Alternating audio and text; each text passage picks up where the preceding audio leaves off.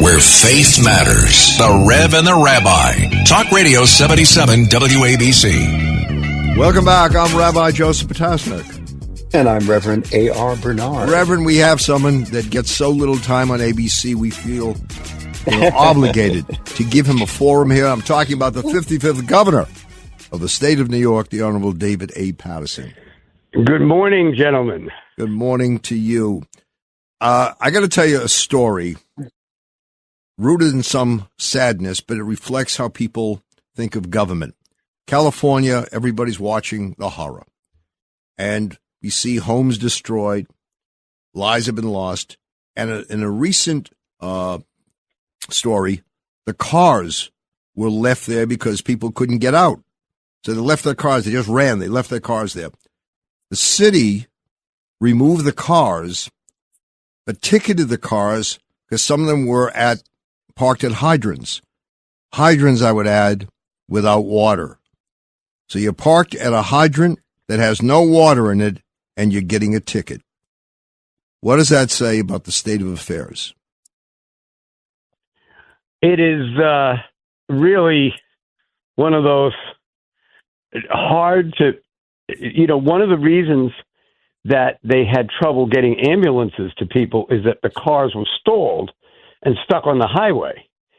And many of them, they evacuated the car because they were afraid that the car was going to be struck by the fires.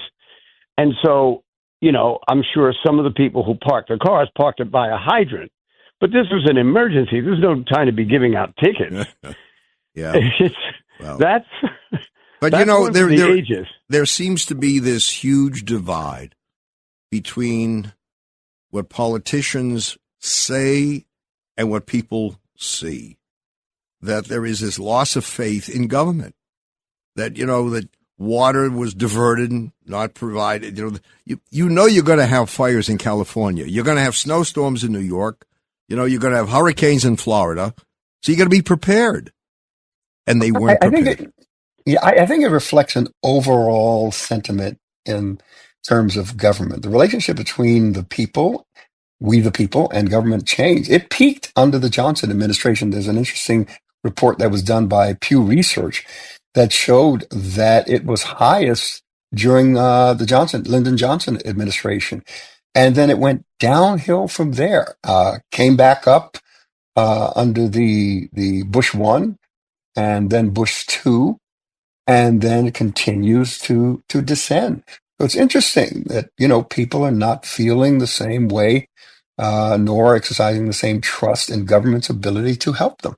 Isn't that why Trump won? Because people were so disenchanted, so angry with the Democrats, they feel they were totally disconnected with the realities on the ground? And I think that for some reason, the Democrats, and this, falls at the feet of the outgoing vice president, decided that they didn't have to participate. And then when they got behind and they were trying to get Trump to come back and debate her a second time, he wouldn't do it because he knew he was ahead now, and he didn't really have to bother debating her. It wasn't the first debate. It didn't go as well for President Trump as it did when he debated President Biden. But this kind of, it's like elitist sophistry. They sit in a room and drink wine and talk about these things they don't have to do. And meanwhile, Trump was going to all these states and undercutting them. And the result was people had enough of it. And you even had younger people voting for Trump. And you had, he cut into a lot of places that he was not able to in 2000, which is why he lost. And but this time, he won going away. It's interesting because trust in government, also based upon that report, is higher depending upon if their party is in power. So, the Democrats are more trusting in government if they're in power. The Republicans are more trusting in government if they're in power. So it speaks of the divide that continues, in our nation, in that relationship. But what I find astounding is, and let's go back to something we spoke about with college campuses, that you have presidents of universities sitting in their offices, seeing what goes on, the hateful demonstrations outside, seeing in campus, seeing students being intimidated on, Jewish students being intimidated on the way to classes, and they're in their offices. And that's why when they had the hearings in Washington, Stefanik brilliantly took them out. They had no good responses. And how you could be so tone deaf, how you could be so far detached from what's happening on the ground is amazing to me when you're entrusted with responsibility for providing safety, for making sure that kids are getting a proper education. And government officials just don't get it, Governor. I don't understand it. Governor, you were governor, so tell us about that. Is there this detachment that's taken place over time? Well, I think it comes when the governor or the mayor or the college president is worried about their own survival more than what their job is. Mm. And I think that happened last year in the spring, and likely to happen again. At some point, your oath, your word that you gave when you were sworn in is that you would stick your nose in when these things happened. I'd like to think, I don't think of any particular situation that I felt I was running away from. I remembered a few things I did that I knew were going to be uncomfortable, but I thought it was the right thing to do. And so looking back at some of the leaders now, I mean, the mayor of Los Angeles was told on Saturday of last week that there was a very good chance that the fires would be coming. Where is she when the fires start? She's in Ghana at the inauguration of the president. She can't even get back until Wednesday of this past week. And then don't talk to the media. When she finally does, she basically insults them. Now, you've really got to have some audacity to perform that way. I thought it was outrageous. So, Governor, when you were in office, where did you get mayor's name? But her initials are Karen Bass. So, Governor, when you were in office, how did you know what was happening on the streets? Do you get your information from people who surround you? But are they telling you what you want to hear rather than need to hear? How do you go out into the streets and hear what's going on?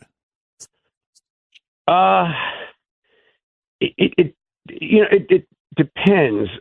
We didn't have any big campus issues with students when I was there. We did have a couple of law enforcement activity, toward citizens, and even in that respect, it wasn't major. So I was never put in that position at the time that I was serving, but it definitely gave me pause when sometimes these crises are opportunities. The night that Martin Luther King was killed, Robert F. Kennedy got out of a car and saw a media outlet and gave a speech that they showed on television. And it had to be very difficult for him to get up and try to speak after such a terrible tragedy. But, it opens the door for leadership, and it opens the door for integrity, but too many people who actually have the title can't live up to the calling. Yeah. It's amazing when we take a look at the state of affairs on a government level that you brought up. We just had the Jimmy Carter funeral. Dear friend of mine, was one of the officiants at the funeral. But all the attention came on the President's Club, where they were seated, and their interactions. So, Governor, I'm sure you know, and you can tell us what President Obama and President-elect Donald Trump were talking about, right? Come on. You Well, have I the actually inside spoke scoop. You heard it here on the Reverend Rabbi. I actually spoke to President Trump after the funeral, and he said that nobody really wanted to talk to Obama, so he thought he would do it. Now it makes sense. It all comes together. Who is in charge of that seating plan? By the way, very consistent with what we were talking about before we got to President Carter's funeral.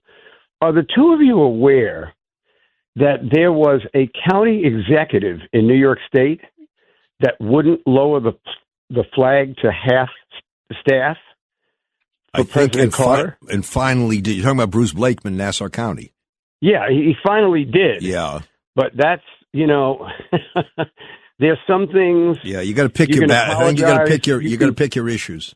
You can change course, but those are the types of things when you do something like that. President Trump spoke very honorably about President Carter. He went to the funeral,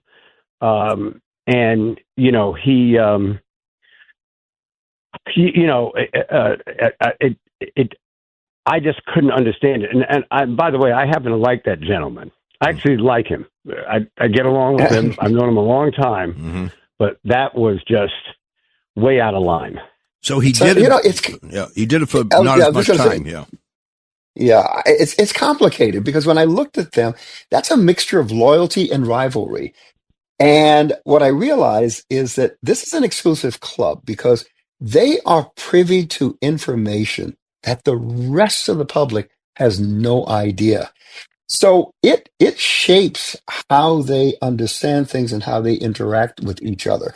Look, Kamala Harris, she didn't really get into that space to be privy to what the presidents of the United States are privy to. How do you respond to that, Governor? Well, when we had the drone sightings all through the month of December, seemingly, and President Trump said he was going to get to the bottom of it. He was in Bedminster right in the beginning of this month, and they asked him about it, and he wouldn't answer. And then after he didn't answer, when they showed him walking away, he looked utterly frustrated.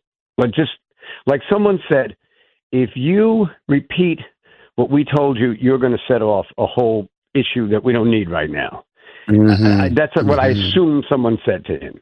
They then gave him the information he needed to know. He went against what he'd said before, which was that he was going to get to the bottom of it. And maybe he did get to the bottom of it, but it might have been a situation where it was most prudent that he not tell us, and demonstrating leadership in that situation, he didn't. But we as the public. Yeah, go ahead. I'm sorry, Governor. Oh, no, I was just going to say that, it's annoying. It's hard to take sometimes because you watch people they stand there in front of a microphone. You know that they're not telling you everything. But I would have to say that most of us put in the position that he was put in probably would follow his lead and just not discuss it. And I choose to be sensitive to that because I'm watching these guys. They've got military secrets. They've got economic secrets, global secrets with other leaders that we're just not privy to. And it could be a problem for us as the public to have that kind of information. I don't know if people take that under consideration, that there's certain things that they just can't say, but they know. And it shapes who they are, how they interact with each other, and influences what they say. Maybe I'm just, getting a little too deep into it, but I would think that, it's a big responsibility in that sphere of influence. Absolutely. Yeah. Governor, we talked about interaction with Obama and Trump. Talk about the lack of interaction. You had other presidents there who didn't interact at all with President Trump. There was no greeting, no kind of conversation. So Mike Pence went over and shook his hand. He wasn't a president, but he and the president shook his hand. His wife chose not to go over there. Their son was trapped in the Capitol with Mike Pence, and it's reported that she never got over that. That it wasn't. They always said that some of the rioters got within 50 feet of him, and I never realized that also a family member of his was there. And I can't criticize her for just choosing not to let it smooth over, even at the funeral of a former president. But you had Bush and Clinton, no interaction. Yeah, President. I'm trying to figure out who. One. It was actually President Ford and President Carter had a relationship, even though Carter won the 1976 election away from Ford. And at some points, Ford was kind of an advisor to Carter. They probably had the best friendship of the former presidents. And, but yeah, there was definitely some feelings that, were overflowing from people who, chose not to even engage with others there. And that's the presidential funeral that's had the most ex-presidents. That we've never had that before. Right. Mm-hmm. Let's talk about New York City. The word that is recurrent is safety. And I always feel if you have to convince people that they're safe, they're not safe. You shouldn't have to convince people that they're safe. Either they feel safe or they don't feel safe. And the feeling is they don't feel safe. And for obvious reasons when you see what's happened on the trains. So how does one overcome that? You gotta do more to protect people. You gotta have more cops, in places needed. They have to see that they're being protected. Well, in the late 80s, there were 2,000 people being murdered in the city every year. And then 2 years into his administration, Mayor Dinkins was able to cut crime to a certain extent for the last 2 years. He went to Washington and got the funding for all of the police officers that were added. And they were added in 1995 when Mayor Giuliani was now in his second year. And then the crime started dropping pretty precipitously through Giuliani, through Bloomberg, and continuing through the de Blasio administration. But we have taken a hard turn the other way now. And that same kind of fear and anxiety. And to some degree, I remember in the 80s, I rode the subway all the time. It was the best, easiest transportation for me. When I tried to get on a bus, I'd say, "Is this the 3 bus?" And the driver would say, "What does the sign say?" So I got tired of being bus drivers. But I'd ride the subway all the time. I didn't feel a lot of that fear, even though I knew what the crime statistics was. And I think the reason was because the crime in the 80s were drug crimes, gang crimes, fighting each other. The crime now is people setting other people who they never even met on fire, or a person having a rage on the subway. And even when a former Navy veteran tries to restrain him, can't restrain him for 3 or 4 minutes, and then that was how that incident went.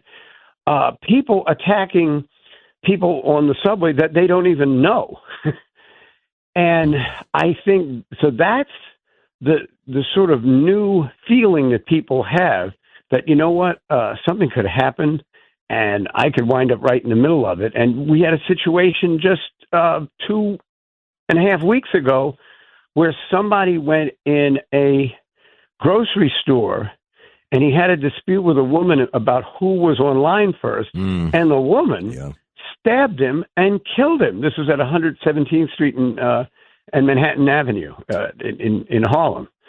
So now you know that the person you're in line with, if they think they're in front of you, you might want to let them go these days. And she had a rap sheet. And she had a rap sheet. That's what amazes me. You got people with rap sheets who are walking around committing, repetitive crimes and getting away with it. And that's the other real problem, is that when you finally round people up, you don't get the sentencing, or even, because when you've finished your sentence, you're still on parole. You can get yourself into more trouble and go back in. But you hear about people who've been arrested 50 times. I mean, that would be once a week for a whole year. They could get arrested. And that's a tough tension to navigate, perception versus reality. The mayor did his State of the City address, and he even talked about it. Even though, statistics show that crime is down, people don't feel safe, and they need to feel safe. But New York is not the city with the highest crime rate in 2024. We're not even in the top 10. You've got Memphis and St. Louis and Detroit and Birmingham and Little Rock in the South. This is where, and less numbers of people. The population is not as great. Yeah. But they have higher crime rates. The intensity of media in New York brings a lot of these cases before the public. And so Mayor Adams has talked about the perception of crime, and it does actually magnify the perception of crime, even though you're absolutely right, Reverend, that I think we're 13th or something. We're down. We're down on the list. Yeah. It's also that some of these crimes are so horrific. The burning of a person on a train is something unimaginable. Then you have people being pushed off onto the tracks, off the platform onto the tracks. Yeah, that gentleman that got pushed on the tracks, I guess it was about 2.5 weeks ago. He is a lucky man. He wound up, I think, with a fractured skull and I think a broken rib. But he is. It's just a blessing that he survived that attack. Yeah. And he was standing near the platform. So now you have everybody standing by the wall, so fearful that they could get pushed onto the tracks. We'll be back with more of our conversation with Governor David A. Paterson.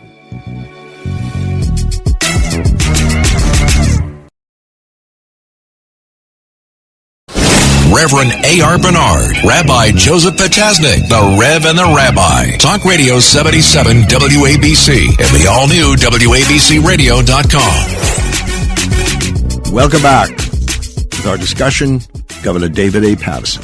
So listen, since it's Sunday morning, we've talked about all these horrible things. I learned to ride the subway in 1971. I was 17 years old, and that's when I learned how to ride the subway. And now, in 2025, I'm still riding the subway. But there's one subway ride I will never forget.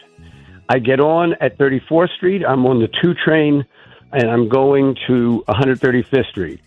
At 72nd Street, this guy who looked like he was like 4 feet high and 4 feet long, like this big guy he sits next to this woman, and they're right across from me.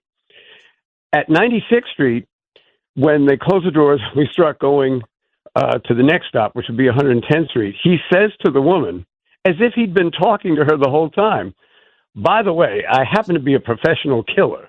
That's what he says to her. Oh, yeah. The woman tries to look away. That's an interesting pickup line. Yeah. And he says, if I felt like it, and he points at me, he says, I could kick that guy in the face. Then he points at someone else and says, I could knock this guy down. He's talking about these things he's going to do. But then he gets up. And this was like 1990, the trains, more so than now, would go dark sometimes while you were, going from one station to the other. Well, now the lights are out, so nobody knows where he is. I take the hand of this guy who's next to me, and we're like holding our hands up like as a shield. Finally, 110th Street, they open the door, And this guy gets on with a baby carriage, and I said, "Oh no, this is just going to get worse." Yeah. And the professional killer starts bothering the baby, and the father comes over and throws him down on the ground. And finally, at 116th Street, these four kids, they're like 14, 15, they come from another car. They grab this guy and throw him off the train. They said, "We've been watching you since 72nd Street." That's funny. What happened? That father go to jail? Was he arrested for protecting his kid? No, he took his baby home, I assume. But, you mention all these things, and, we look at statistics, and many of them are favorable. But how does one convince the public to get on that train? And the other part of it is you have congestion pricing, and that's to get more people, onto the trains. Well, how do you get them on the trains?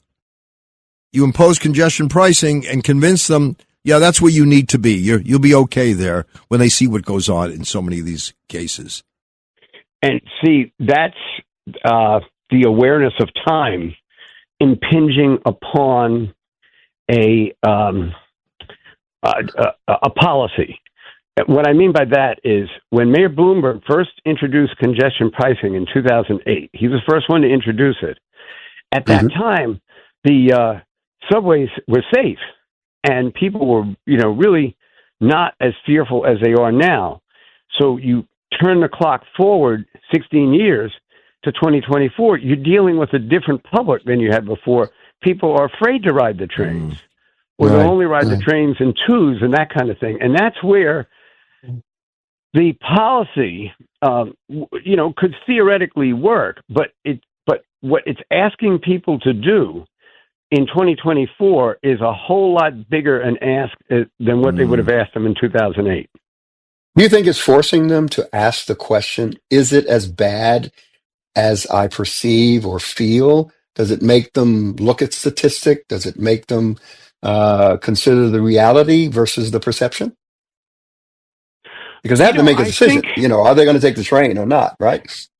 I think that they recently put out this statistic that there would have to be 2 million rides on the train before you'd get attacked. I don't see how that's accurate. And you got to get, you should have like a car that gets punched. This is your 10,000th ride. Another million and a half before you get attacked. What happens when you get to the one just before the one you're going to get attacked? Yeah. Then you take your car. Yeah. By the way, I think we've got all the material for a Saturday Night Live. And by the way, to compound all of this, you got fare beaters who are not being arrested, who are creating a budget issue, $700 to $800 million. Right. So you're asking people will contribute to congestion pricing. We're not going to arrest the fare beaters. We're not going to get $700 to $800 million that way, but we're going to get it from you. And you want the public to have faith in all of this. And we're now in the first day of the second week of congestion pricing, so there's no real good statistics in. But part of the problem is you can reduce the traffic in the central business district, but by doing that, you're also reducing the economic development in that area. And I hope the people who designed this plan realize there are a lot of people who are just going to find other places to shop, and that's going to be outside that area, and that's going to be an obstacle to commerce. And you have firefighters, and you have teachers, people who may travel in every day, and firefighters who need to be at certain locations, and now you're putting them, at the mercy of public transportation. There's no consideration for them. And then I think we'll just have to see in a year or two, where this goes. There've been times we weren't particularly happy with changes, but the change actually bore itself out. But there are a lot of factors that could make this decision and implementing this policy a problem. It could definitely happen. So look into your crystal ball. I mean, the mayor came out strong. He was passionate. Rabbi and I were talking about how well he does when he's in front of a crowd, and he's charismatic. Be careful, Curtis. I mean, he's got Curtis a lot. is nearby. There's a Curtis sighting. He's right outside. Be careful what you're saying here. He's got a lot going for him. And he seems to have landed where, I'm just going to put my head down, do the work, and keep plugging away. Do you think it's working for him, Governor? Well, it worked for him on Thursday when he spoke. It was vintage Mayor Adams. As the crowd rose to the occasion, he rose above the crowd. It was an excellent presentation. One thing he didn't do in his address that I thought was interesting is usually when a mayor gives a State of the City address or governor's a State of the State address or whatever, there's a big plan they have, like something new they want to do. He didn't seem to have any new plans, but he did talk about the plans that were already in existence and how he feels they're working and that in time people will come to agree with him. I thought that was very interesting that he didn't make any more promises. He just tried to show that the promises he's made are headed in the right direction. You think that's because people don't want to hear any more promises? They want to know what's being done, what's been done? Yeah, what's being accomplished. Yeah. Mm-hmm. And that's what he kind of did. He talked about a lot of things that have been done. But in the end, as we've kind of beaten this to death this morning, but it's true, they're statistics. Statistics don't change people. Feeling safer because when you're on the train, there are no incidents or accidents, that brings the public. And it's been proven that you can reignite the public's interest and support if you certainly by making more policemen available so that you see them. So, once you see policemen, you know that the city is being protected. Mm. Was there any reference to Sanctuary City in the talk? I don't remember hearing anything about Sanctuary City, about immigrants, right? No, not too much of that. Right. But he did talk about what they had done for the immigrants that have gotten here, which was interesting. He didn't relish the policy, but he did talk about actions they've taken to make sure that the migrants are in places where they'll be safe, and the public obviously will be safe as well. Mm. And of course, things that are happening in the police department, with this new leadership under Commissioner Tisch, it's interesting because it seems to be a reevaluation of all the systems and structures and things that have been in place. Is it going to help? Are we going to see a change as a result? Shifting people around from desk jobs, putting them back in uniform, on the platform. Are we going to feel safe all of a sudden? I'll tell you one thing, Reverend. I liked Commissioner Bratton and I like Commissioner Kelly, but they may have to move over because this new commissioner has stepped right in. Mm-hmm. And every time something comes up, she's around. Yeah. And I don't know if there's one Commissioner Tisch or 5 of them, but it just looks like every time you look up, she's there. And it's not to get her picture taken. It's about enforcement or policy. She was right there the day that the savage attack on the United Healthcare head. She was right there, and it's really good to see that. And I'm, for one, want to congratulate her service so far. I know her background. Her grandfather was a rabbi, was a member of the New York Board of Rabbis, Rabbi Phil Hyatt. I know her parents. And there are people who are result-oriented. She comes from that kind of DNA. Get it done. Don't talk Yeah. about it. Get it done. And I think Yeah. people appreciate that. Absolutely. Yeah. I wonder if this is a lesson, though, to Democrats to say, we've heard all the DEI stuff. We've heard all of the cosmetic changes you made. But as someone said, DEI doesn't fight fires. DEI doesn't, fight hurricanes. And we want to see stuff that is going to improve the quality of life. And I'm just thinking that if politicians want to earn the respect, the support of the constituents, they better get it done. So, Governor, are you going to respond to Rabbi's attack on DEI, or should I respond? Well, how do you want to handle this?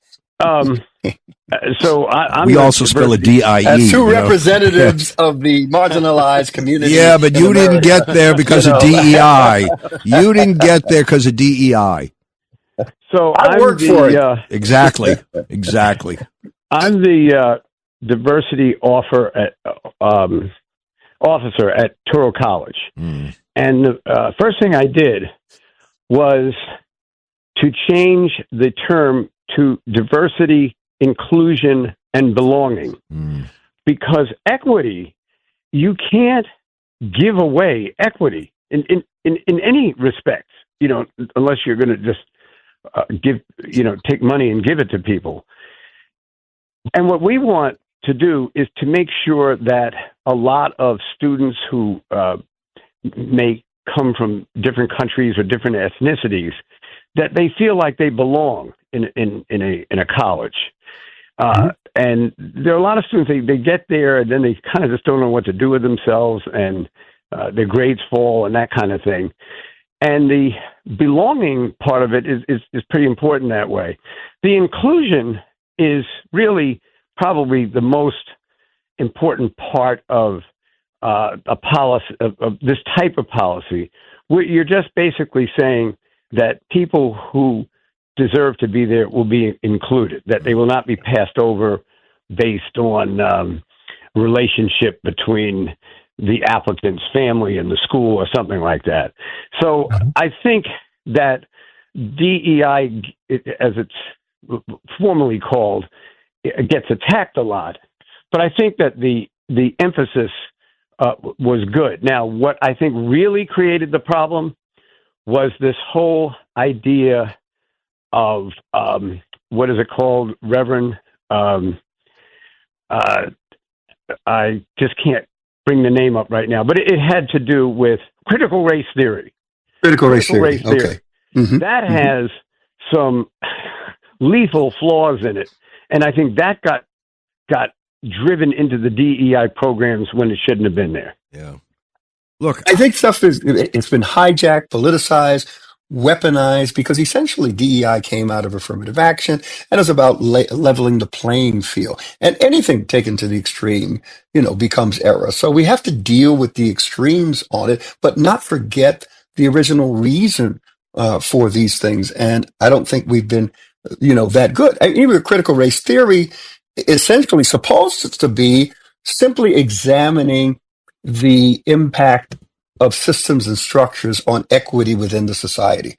But now we've taken it so far beyond that, that there's the pushback that we're seeing. And I get it. I understand. Yeah. But with DEI, hasn't it reached a point where merit is not part of the equation at all? I remember Herman Badillo years ago would argue about some of the social policies, but you can't do it at the expense of penalizing people who deserve to be there.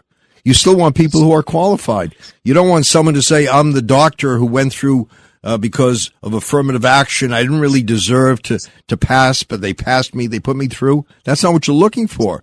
And I think that's what people are fearful of.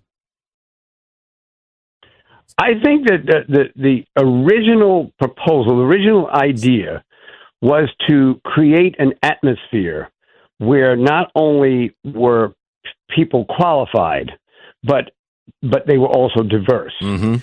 And to accomplish that, you might, so for instance, I remember when I went to Columbia, they had a writing class for students that they thought didn't write well enough.